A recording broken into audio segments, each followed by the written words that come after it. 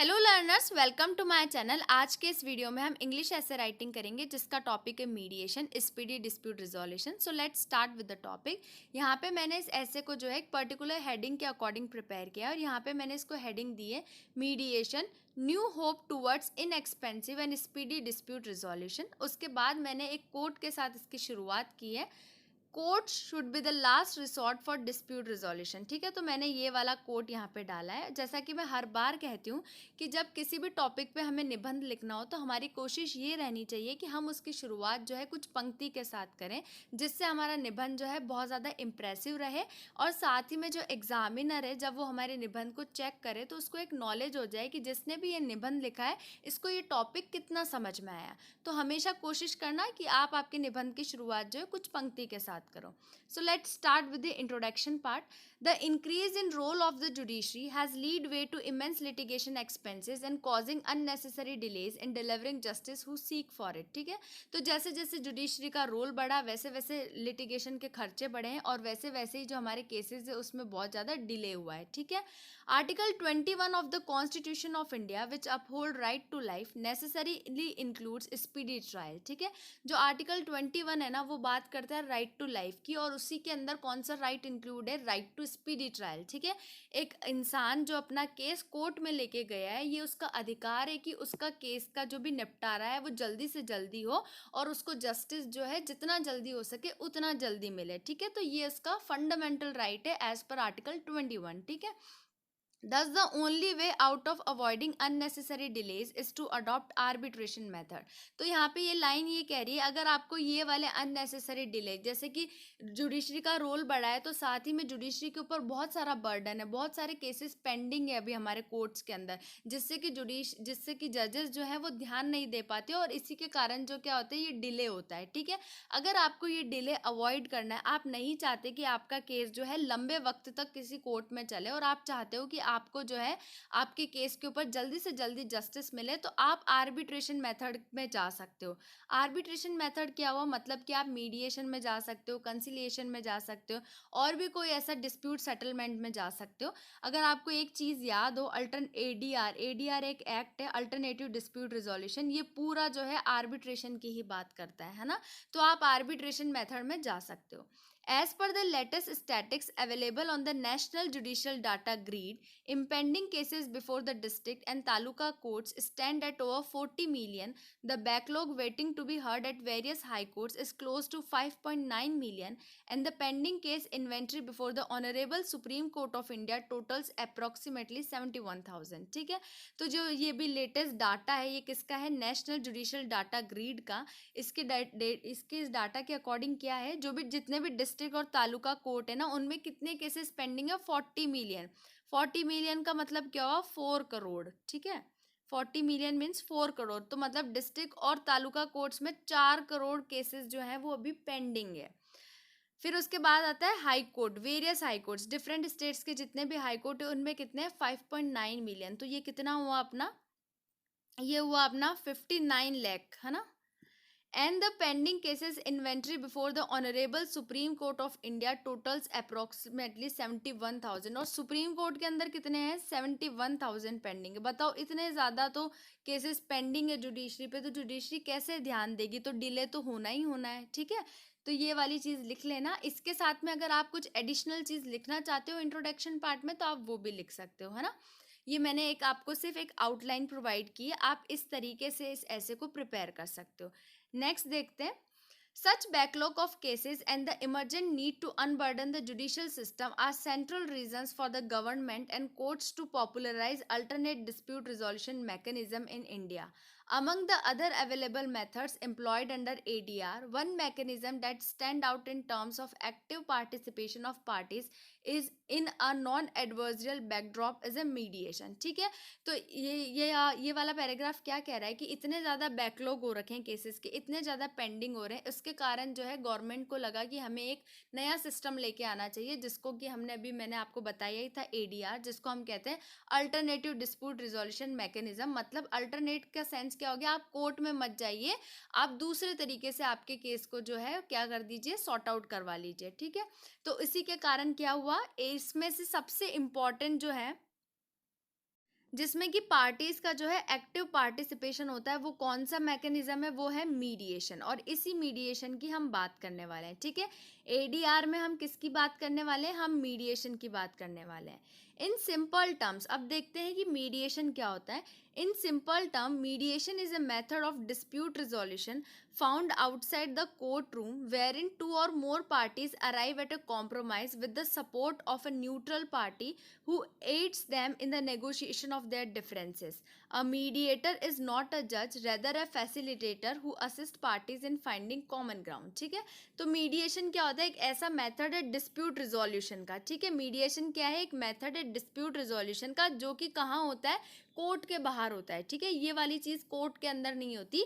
ये जो dispute resolution का मेथड है, ये कोर्ट के बाहर होता है, जहाँ पे दो पार्टीज आपस में एक साथ आती है और वो आपस में बैठती है। उनके सामने एक मीडिएटर होता है, जो कि एक न्यूट्रल पर्सन होता है। वो किसी के फेवर में नहीं होता, वो पार्शलिटी नहीं दिखाता, वो एक बहुत ही इम्पार्शियल पर्सन होता है। वो पर्सन जो है उन दोनों पार्टीज को बिठाता है आपस में, उनकी बात सुनता है। अगर उनमें कॉम्प्रोमाइज़ होता है तो वो उनमें कॉम्प्रोमाइज़ कराता है। ठीक है, नेगोशिएशन वगैरह सारी चीज़ें कराता है। A mediator is not a जज, और जो मीडिएटर होता है वो जज नहीं होता। ठीक है ना, ये एडीआर अल्टरनेटिव डिस्प्यूट रिजोल्यूशन जब हम पढ़ेंगे तो इसमें बहुत सारी चीज़ें, इन लोगों की पावर क्या होती है, इन लोगों के डिसीजंस बाइंडिंग होते हैं या नहीं होते। पर अभी हम जो ऐसे के अकॉर्डिंग पढ़ रहे हैं, हमें सिर्फ इतना ही पढ़ना है, ज़्यादा डीप में नहीं जाना है। A mediator is not a जज, तो हमें यही देखना है यहाँ पे कि मीडिएटर जो है वो जज नहीं होता, वो एक फैसिलिटेटर होता है, जो कि असिस्ट करता है पार्टी को, हेल्प करता है पार्टी को कि वो एक कॉमन ग्राउंड पे आ जाए और अपने डिस्प्यूट को जो है वो क्या कर ले? रिजॉल्व कर ले। ठीक है, और कोर्ट में ना जाए। ठीक है, mediation was popular even before it found a place in the books of law. ठीक है, यहाँ से एक अलग स्टोरी चालू होती है। ये अपना इसका हिस्ट्री वाला पार्ट है, जिसको हम कहते हैं इसकी इवोल्यूशन कैसे हुई थी। तो ये कह रहा है कि मीडिएशन जो है ना, कानून के रूप में नहीं आया था, उससे पहले भी इंडिया के अंदर एग्जिस्ट करता था। कैसे करता है वो देखते हैं। In India instances of mediation can be found in the village panchayat system. तो पहली चीज़ ये क्या कह रहा है कि इंडिया के अंदर मीडिएशन के इंस्टेंसेस कहाँ देखे जा सकते हैं? पंचायत सिस्टम में, जहाँ पे क्या होता है?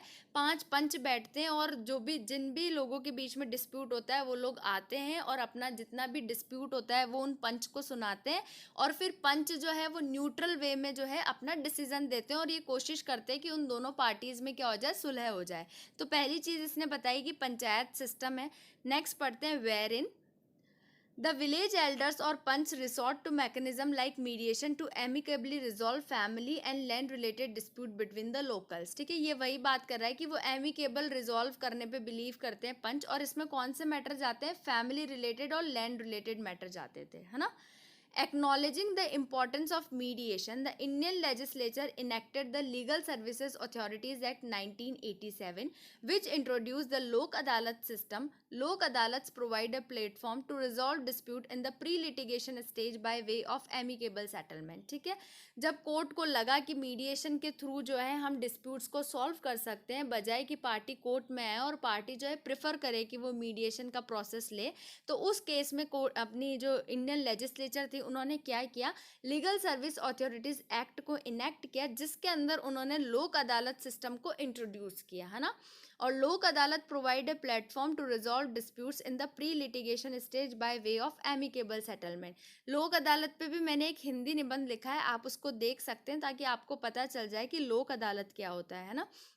तो यहाँ पे अभी हम यही पढ़ रहे हैं कि लोक अदालत को जब अपने इंडियन लेजिस्लेचर ने, अपनी गवर्नमेंट ने जब इंट्रोड्यूस किया, और उनका क्या इंटेंशन था कि वो अपना जो डिस्प्यूट है उसको रिजॉल्व कर ले प्री लिटिगेशन स्टेज पे, मतलब कि कोर्ट में जाने से पहले ही वो अपने डिस्प्यूट को रिजॉल्व कर ले, कोर्ट के बाहर ही वो रिजॉल्व कर ले, जिससे कि उन्हें ज़रूरत ही ना पड़े कि वो कोर्ट में जाए। ठीक है, और ये सेटलमेंट कैसा होना चाहिए? एमिकेबल होना चाहिए। ऐसा नहीं कि ये एक पार्टी के फेवर में और एक पार्टी के अगेंस्ट में, नहीं, ये फ्रेंडली होना चाहिए, दोनों पार्टी जो इससे खुश होनी चाहिए। Thereafter, in 1988, Justice Malimat Committee report recommended that the parties be encouraged to refer their disputes to alternative dispute resolution mechanism. These recommendations eventually paved the way for the Code of Civil Procedure Amendment Act 1999, which introduced Section 89 of the CPC.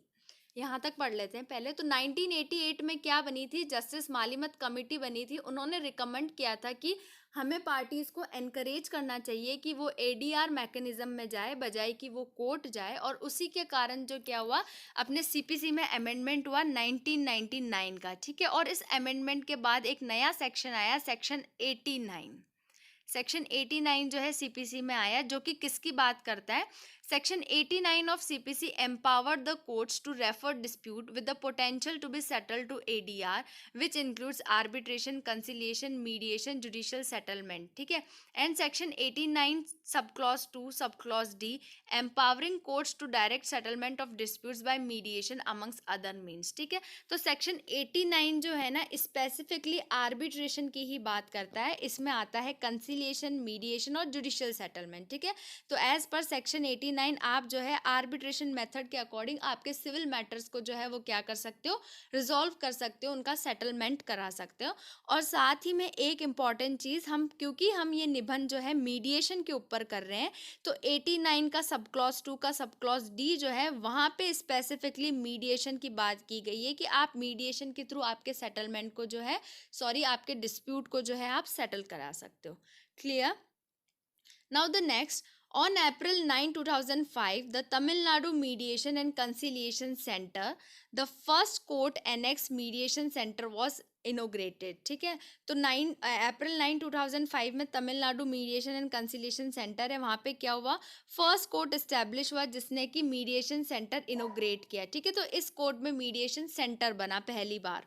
There after in August 2005 the ex chief justice of India justice R C. Lahoti constituted a mediation and conciliation project committee for imparting mediation training for judges, ठीक है।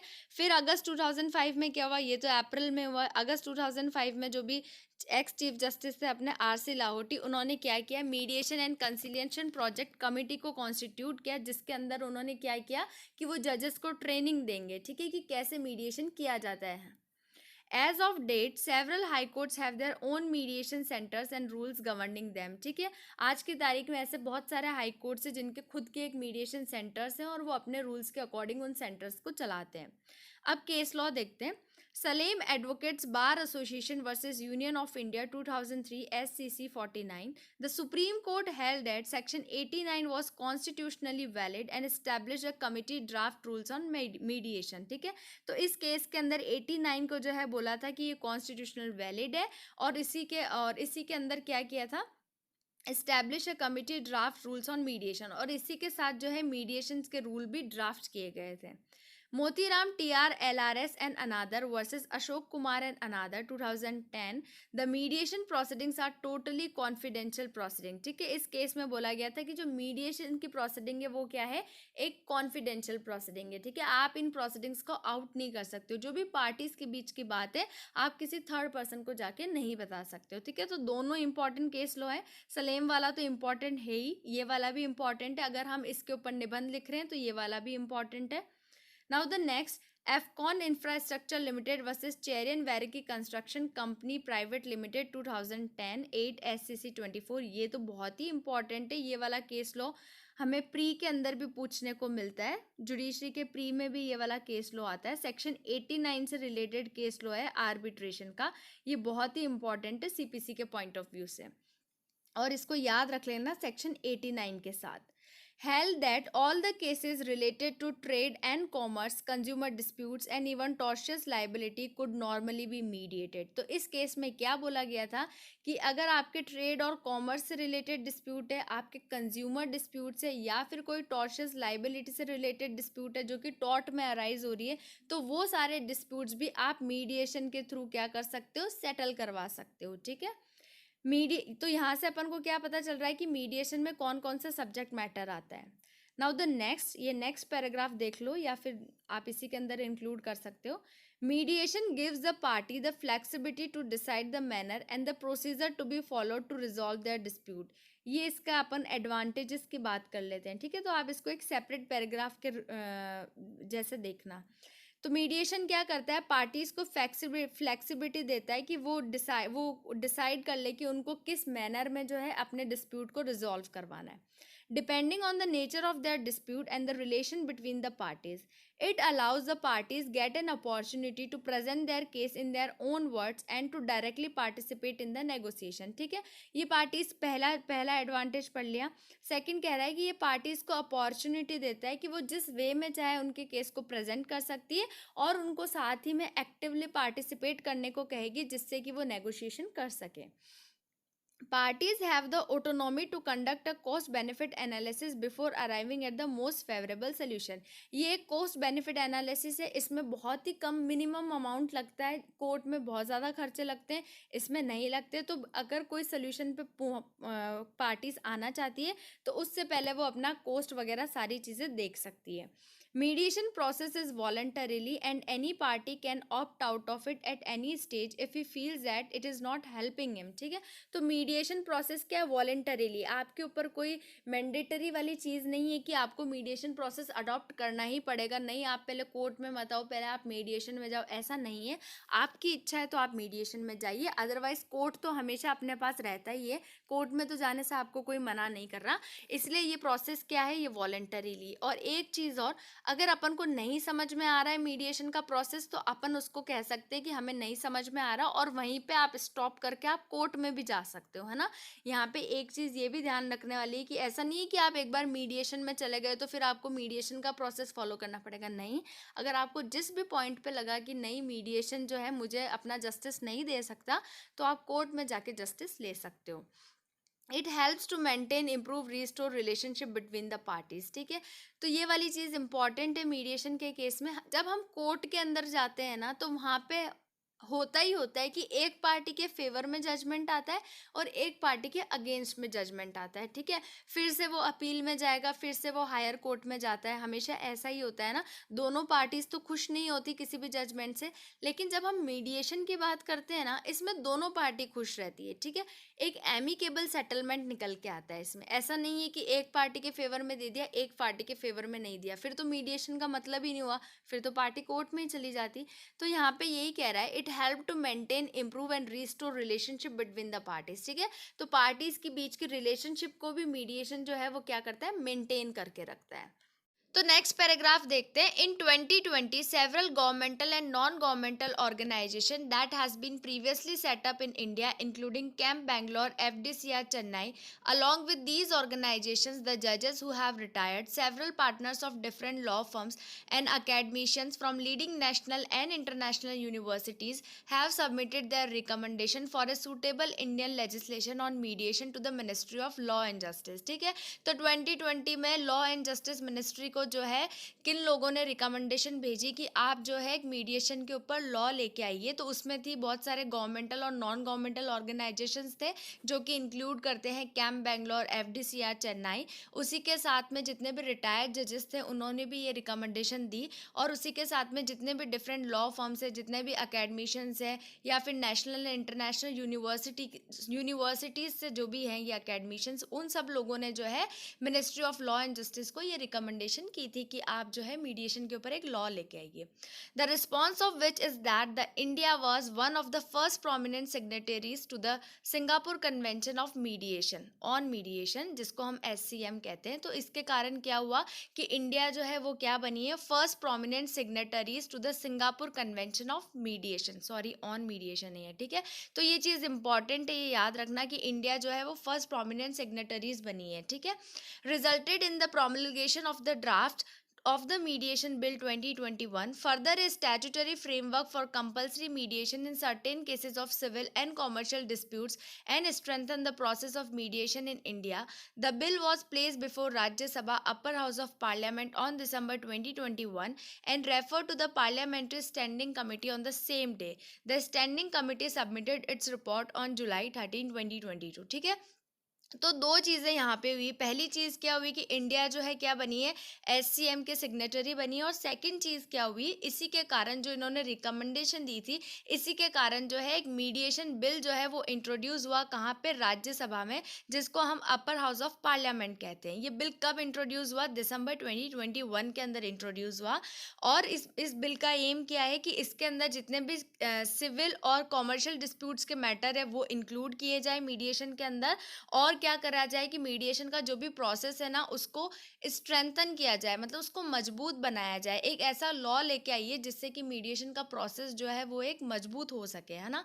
तो इसने 2021 के अंदर जब ये upper house के अंदर आया, उसके बाद जो है अपर हाउस से ये कहाँ रेफर हो गया, पार्लियामेंट्री स्टैंडिंग कमेटी, मतलब जिस दिन ये प्रेजेंट हुआ था ना दिसंबर में, सेम डे के दिन जो है ये पार्लियामेंट्री स्टैंडिंग कमेटी को चला गया था। और स्टैंडिंग कमेटी ने जो इसकी रिपोर्ट है वो कब सबमिट की है, 13 जुलाई 2022 को। अब देखना होगा कि इसके ऊपर लॉ जो है कब बन के आता है। क्लियर हुआ ये पैराग्राफ, ये इंपॉर्टेंट है, ये रीसेंट का है ना।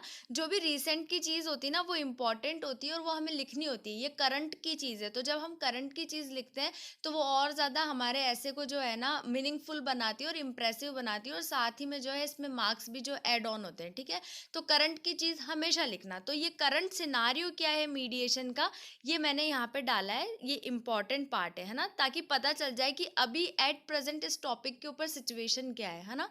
नाउ नेक्स्ट, अब इसका कंक्लूजन पार्ट देखते हैं, ये लास्ट पार्ट है। Mediation thus acts as a major aspect of dispute resolution where the top notch confidentiality is maintain and the parties likely settle at mutual negotiations. ये वाली बात अब जब हमने मीडिएशन के एडवांटेजेस पढ़े थे वहाँ पे भी पढ़ा था कि ये प्रोसीडिंग्स जो है, ये प्रोसेस जो है, ये बहुत ही कॉन्फिडेंशियल है, ठीक है ना। ये पार्टीज और मीडिएटर के बीच में ही होता है और कहीं पे भी इसकी जो इन्फॉर्मेशन है वो लीक नहीं होती है, ठीक है। तो ये एक बहुत ही ज़्यादा कॉन्फिडेंशियल है। और पार्टीज जो है यहाँ पर म्यूचुअल नेगोशिएशन के साथ आती है। कोर्ट में क्या होता है कि एक के फेवर में होता है, एक के अगेंस्ट में होता है, पर यहाँ पे दोनों पार्टी जो है वो क्या रहती है, खुश रहती है, वो आपसी राजीनामा करती है, आपसी समझौता करती है।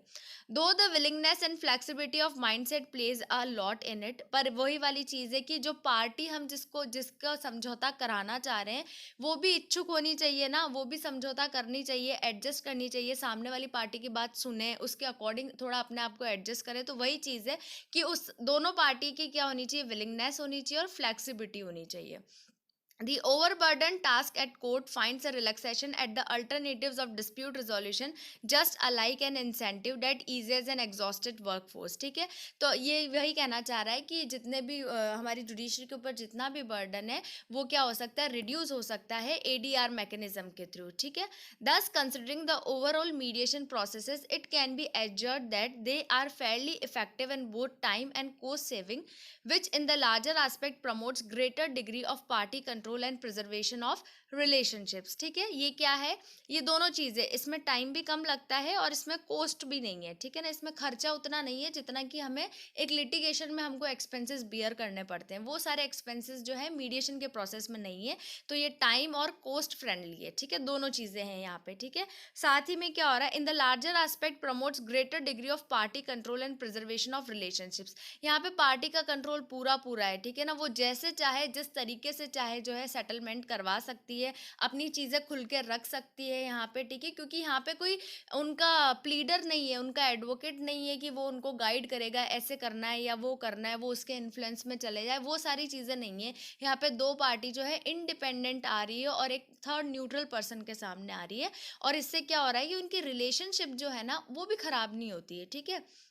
मतलब कि दोनों अगर समझौते से कोई चीज़ कर रहे हैं तो उन दोनों के बीच में कोई खटास नहीं रहेगी। जब हम कोर्ट की बात करते हैं तो एक के फेवर एक के अगेंस्ट में होता है, तो ऑब्वियसली एक ग्रजेस आ ही जाते हैं। पर यहाँ पे वही वाली चीज़ है कि उनके रिलेशनशिप को भी जो है ये मीडिएशन का प्रोसेस प्रिजर्व करता है। क्लियर हो गया। लास्टली मैंने इसको एक कोट के साथ एंड किया है, discourage litigation, persuade your neighbours to compromise whenever you can, ठीक है। तो होती कोशिश आप लिटिगेशन के प्रोसेस को डिस्करेज कीजिए और लोगों को एनकरेज कीजिए कि आप जो है मीडिएशन के प्रोसेस को फॉलो कीजिए। जब भी दो लोगों में कोई डिस्प्यूट होए तो आप उनको एडवाइस कीजिए कि आप जो है मीडिएशन में जाइए और लिटिगेशन को जो है अवॉइड कीजिए। क्लियर हो गया ये वाला कोट, दैट्स ऑल। ये मैंने एक आउटलाइन प्रोवाइड की है। मैं हर बार कहती हूँ कि इस पे पूरा रिलाई करने की ज़रूरत नहीं है। आपको कोई भी एडिशनल इन्फॉर्मेशन अगर है, आपके पास कोई और डेटा है, वो आप डाल सकते हैं, और भी चीज़ें आप ऐड ऑन कर सकते हैं इसके अंदर, है ना। तो that's all from today's video. अगर आपको कोई कन्फ्यूजन हो रहा हो या फिर कुछ चीज़ नहीं समझ में आई हो तो आप मुझे कमेंट करके पूछ सकते हैं। एंड येस, अगर आपको ये वीडियो इन्फॉर्मेटिव लगा हो, हेल्पफुल लगा हो, तो please do like, share and subscribe to my channel. Thank you so much.